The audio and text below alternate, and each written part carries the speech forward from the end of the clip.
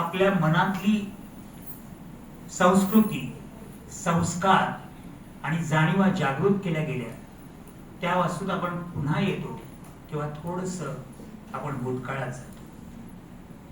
आज इथे या कार्यक्रमाच्या अध्यक्षा माननीय डॉक्टर संद मॅडम, विभागीय सहाय्यक सचिव माननीय औटी सर, ज्यांनी मला आपुलकीने आमंत्रण दिलं आणि मला इकडे येण्याची संधी प्राप्त करून दिली, ते मुख्याध्यापक अवधूत गावड सर, पर्यवेक्षिका धनश्री डाकवे सर, डाकवे मॅडम,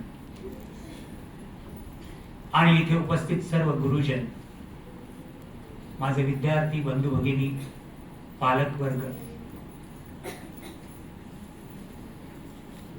खरं म्हटलं तर वक्तृत्व काय किंवा निबंध काय, आपल्याला सगळ्यांना माहिती आहे साहित्य दोन प्रकारचं असतं, गद्य आणि पद्य. पण जेव्हा आपण वक्तृत्व आणि निबंध म्हणतो ते साहित्यच आहे, फक्त एक लिखित साहित्य आणि दुसरं बोली साहित्य आहे. त्यामुळे जेव्हा निबंधावर इकडे बोललं गेलं तेव्हा साहित्यातले जे प्रकार आहेत, कादंबरी असेल, कथा असेल, ललित असेल, नाट्य असेल, तर त्या साहित्य प्रकारातला हा प्रकार म्हणजे निबंध आहे. त्याची एक रचना असते. मला वाटतं तेच तुम्हाला सांगायचं होतं. ती रचनात्मकता जर कळली, आणि जेव्हा तिकडे पर्यावरण आपण म्हणतो ते आपण पर्यावरण म्हणजे मला वाटतं सगळ्यांना झाड हेच पर्यावरण वाटतं. पर्यावरणाची हानी केवळ झाडं कापल्यानेच होत नाही.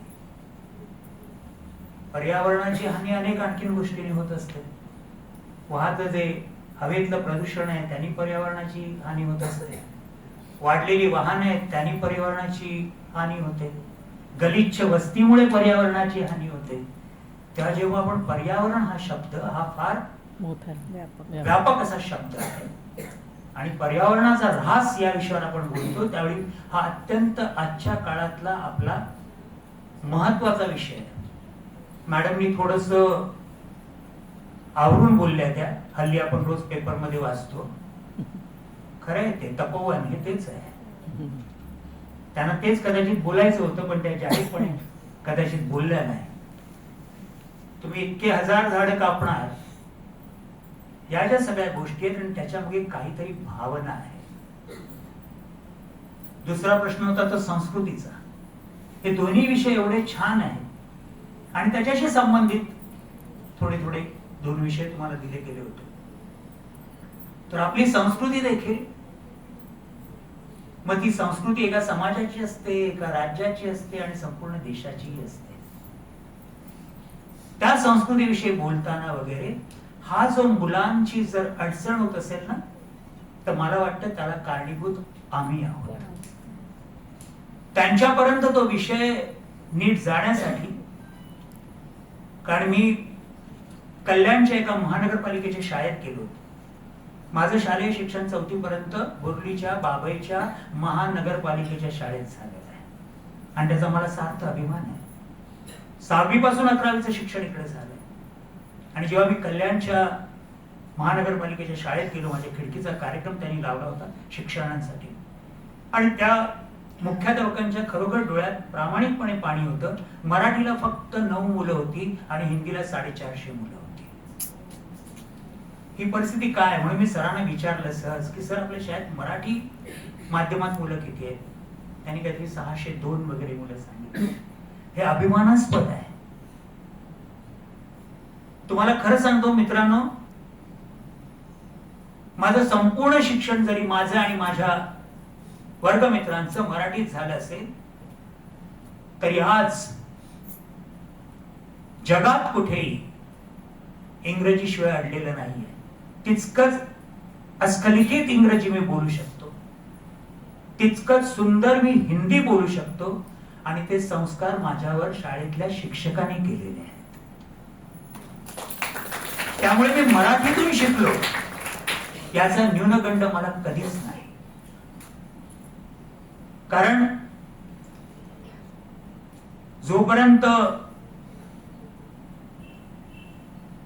इंग्रजी शब्दांना पर्यायी शब्द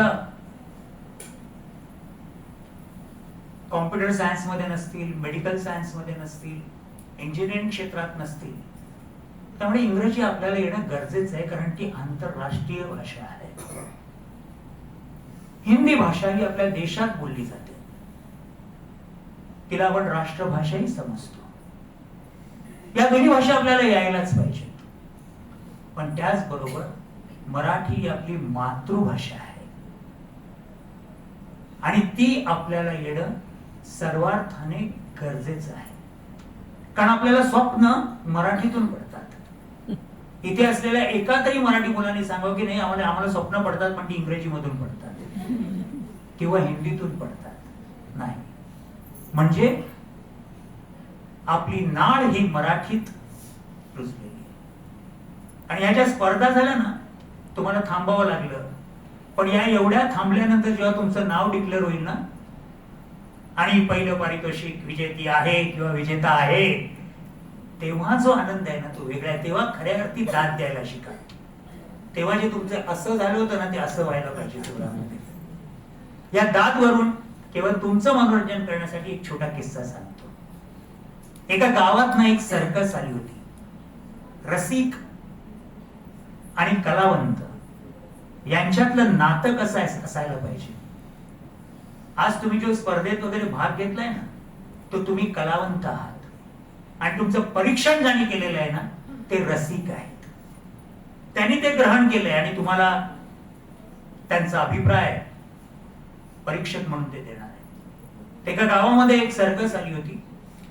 प्रचंड हाऊसफुल गर्दीत ती सर्कस चालायची आणि एक दिवशी असाच संध्याकाळच्या वेळी संपूर्ण तुडुंब भरलेल्या त्या टेंटमध्ये, तंबूमध्ये सर्कशीचा खेळ सुरू होता. त्या सर्कशीमध्ये सगळ्यात महत्वाची गोष्ट होती ते सिंहांचा खेळ. अत्यंत हिंस्त्र असे सिंह एक एक पिंजरा करून आत सोडले जायचे आणि त्याला तो रिंग मास्टर ज्या पद्धतीने त्यांना काबूत आणायचा, त्यांना कंट्रोल करायचा, ते त्या सर्कशीचं सगळ्यात मोठं एक आनंद किंवा सगळ्यात इंटरेस्टिंग असा तो एक भाग होता. तुडुंब भरलेल्या गर्दीमध्ये विदूषक आले, इतर सगळं झालं, माकडं आली, हत्ती आले आणि मग सिंहांचा खेळ सुरू होणार. आणि त्याने अनाउन्समेंट केली आणि आता सगळ्यात खुखार हिंस्त्र असा सिंहांचा खेळ सुरू होतोय आणि आमचे रिंग मास्टर रिंग मध्ये येत आहेत. तेवढ्यात एक प्रेक्षागृहातला तंबू मधला किरकिरीचा माणूस चिरक्या आवाजातला उभा राहिला आणि म्हणाला, एक मिनिट. सगळ्यांनी वळून तिकडे पाहिलं. काय झालं बाबा? तो म्हणला, नाही नाही एक मिनिट, हा हे सिंह काय तुम्ही हिंस्त्र वगैरे म्हणताय ना, तर मी एक कलाकार आहे. मला या रिंग मास्टरची वगैरे काही गरज नाहीये. मी बासरी वादक आहे आणि माझ्या बासरीच्या सुरांमध्ये इतकी ताकद आहे की कितीही हिंस्त्र प्राणी माझ्यासमोर आणला तर मी त्याला क्षणार्धात शांत करू शकतो. लोकांनी बघितलं आणि टाळ्यांचा कडकडाट केला. त्यांना काय कोणतरी पाहिजेच होतं असं काही करायला. पण तो मालक घाबरला. अरे म्हणे ते सिंह आहे, तुला काय अनुभव आहे? नाही अनुभव कसला, मी कलाकार आहे. कलाकार आपल्या कलेच्या जीवावर सगळं मिळवत असतो. ही बासरी हेच माझं आयुध आहे. आणा सिंह मला सोडा. पुन्हा लोकांनी टाळ्या वाजवल्या. नाईलाज झाला.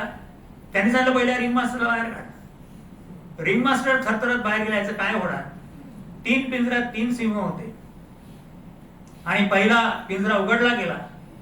त्या सिंहाने डरकाळी फोडली आणि हो डरकाळी फोडल्या समोर उभा राहिला. लोकांनी श्वास रोखला. यांनी बासरीचे सूर छेडले आणि काय आश्चर्य, तो सिंह शांत झाला आणि एका कोपऱ्यात जाऊन बसला.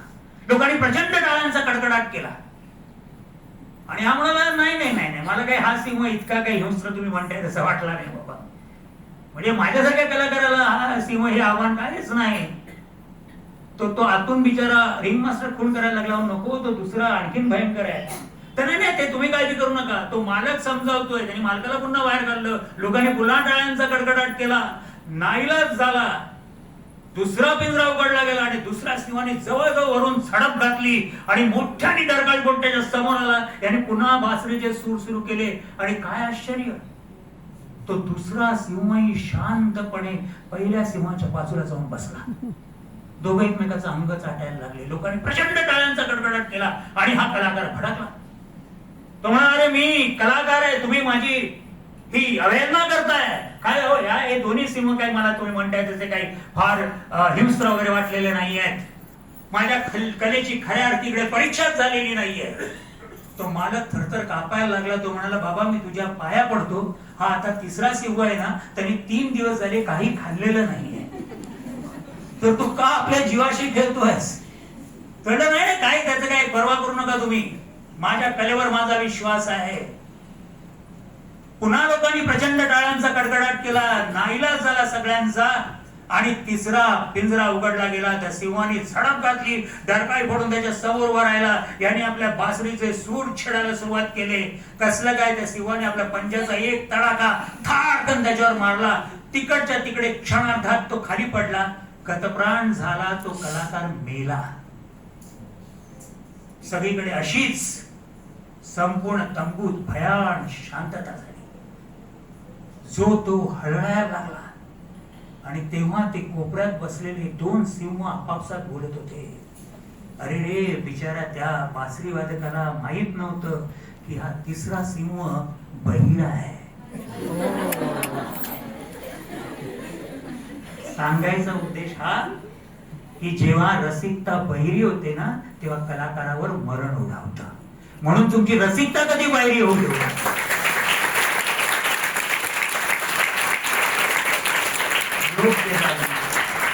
योग्यता आपला मित्र असेल, आपली मैत्रीण असेल, आपल्याला यश नाही मिळालं तरी त्याला जेव्हा यश मिळतं ते यश आपलं समजून एन्जॉय करा, तरच आजचं तुमचं अपयश हे उद्याचं यश ठरणार असेल. म्हणून सर म्हणाले यश काही जणांना मिळेल, काही जणांना मिळणार नाही. तुम्हाला त्यांनी दिलेल्या सूचना हे नक्कीच मौलिक आहे. त्याचा विचार करा, त्या सूचनांप्रमाणे पुढे जा. आणखीन एक जाता जाता एक विनंती आहे. हे जे मी शिक्षण मंत्र्यांना सांगितलंय, हल्लीच माझी भेट झाली होती आशिष शेलार साहेबांची.